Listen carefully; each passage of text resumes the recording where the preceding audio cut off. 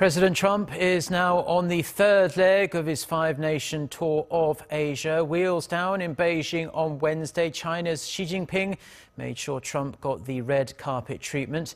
Lavished with a palace treat in the evening, the leaders of the world's two superpowers will hold a high-stakes summit later today. For the details on what Presidents Trump and Xi will touch upon during the three-day stay, Jung-hee reports.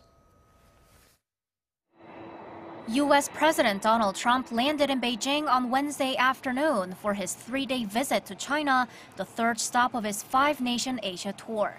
This is President Trump's first visit to China since taking office, as well as the first state visit Chinese President Xi Jinping has received since the end of the 19th Chinese Party Congress.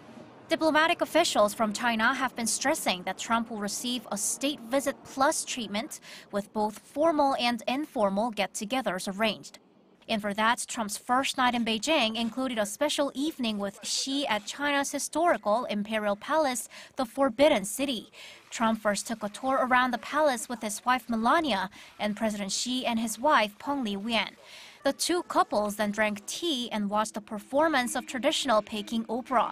Trump also enjoyed a special banquet with China's first couple, becoming the first foreign leader to be treated to dinner at the Forbidden City.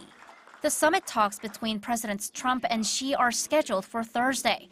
U.S. officials say Trump will press Xi to tighten the screws on Pyongyang by fully enforcing international sanctions such as limits on oil exports, coal imports, and financial transactions.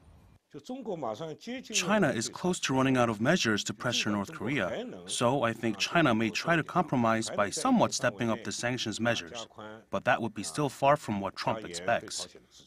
In terms of trade, Trump is expected to bring up the same issues that he had with his South Korean and Japanese counterparts.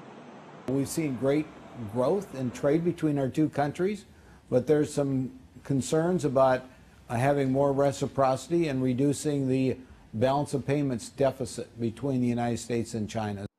Also to watch for is how the two leaders define their partnership and assure stability in bilateral relations. China's state-owned People's Daily reports that Beijing will work to construct a, quote, cooperative and mutually profitable relationship with Washington. Jung-hee, Arirang News.